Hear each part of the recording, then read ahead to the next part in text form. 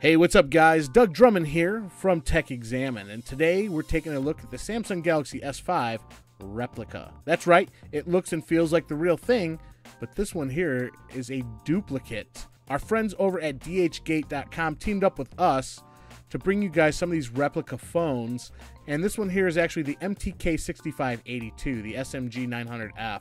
You can pick this up over at their website for about $117, and you do get that DHL shipping, so you can have it in about a week or two, shipped to you from China. Taking a look at the box itself, on the back it is completely packaged just like the Galaxy S5, saying it's got all these great features of the Samsung Galaxy S5, which it actually does not.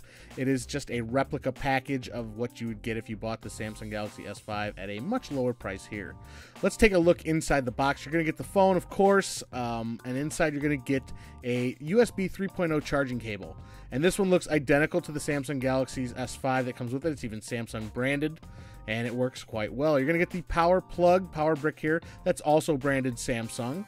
Inside the package, you're also going to get a pair of Samsung branded earbuds, and these things are decent earbuds. You're also going to get inside a finger manual, which is nothing like the Samsung Galaxy finger manuals that you get, and it wasn't even printed in English. They're also going to include a screen shield, which is pretty cool, and you do not get that with the real Samsung Galaxy S5. And some of their models actually come with a flip case, but mine here only came with the screen shield. Looking at the phone itself, the outside is pretty much identical to that of the Samsung Galaxy S5. Like I said, this is a duplicate. It is a replica of the Samsung Galaxy S5. You've got your volume up and down rocker on the side. Of course, on the opposite side, you've got your sleep and wake power button. Across the top, you'll notice your 3.5mm headphone jack, as well as an IR blaster, which I don't believe works. On the bottom, you're going to see that this has that covered port, but don't let that fool you. This phone is not waterproof, and I'll show you why shortly. But I also did have a little bit of trouble getting this open. It wasn't as easy as the real Samsung Galaxy S5, but it does open up pretty much the same way. Just peel it back, and that reveals your USB 3.0 charging port. Across the back, of course, you got your flash with your heart rate sensor, which I did confirm works, as well as your camera, which is not a 16 megapixel. On this model, it's actually 12 megapixel, and it records at 480p. And you'll notice on the back, of course, there's your little speaker grill, and that works quite well. Across the front, you're going to have all your sensors, as well as your front camera, a speaker grill, and of course the home button, and your capacitive touch buttons, which again came up kind of short for me. The LEDs were pretty dim, and they didn't do a really great job of lighting up on this black model.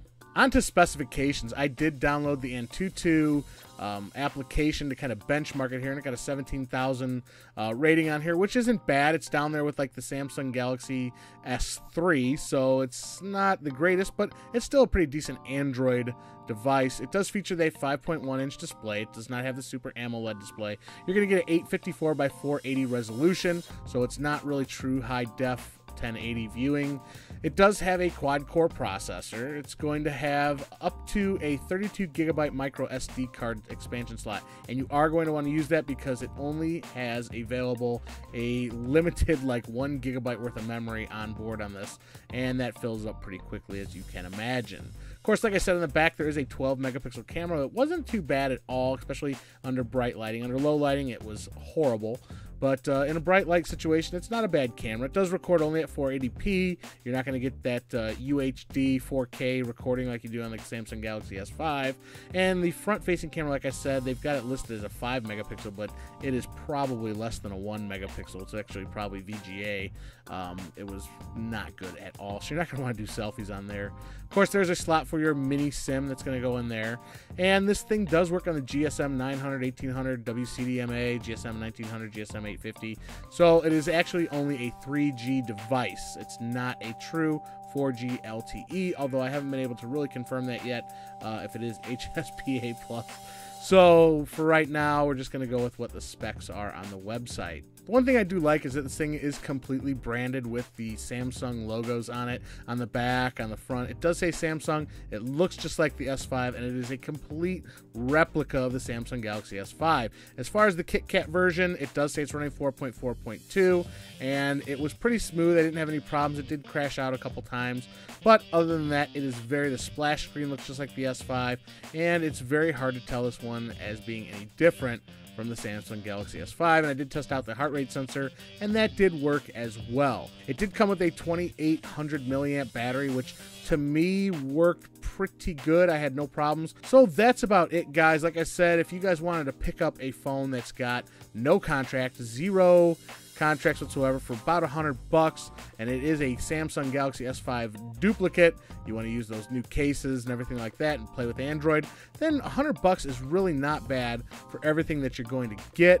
If you guys want to learn more, of course, there's going to be a link down below to DHgate, so you can pick up one for yourself. Like I said, it's $100. If you're going to get a dummy phone, why not pick up a duplicate?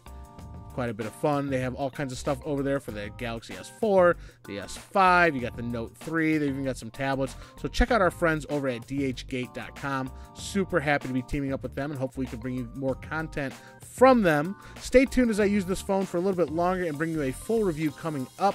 This was just a first look unboxing at the duplicate MTK6582 SMG 900F Samsung Galaxy S5 duplicate. That's going to do it for me, guys. If you like this video, please subscribe to our channel. Make sure you throw us a thumbs up. And, of course, I will check you guys all in the next episode. Take care.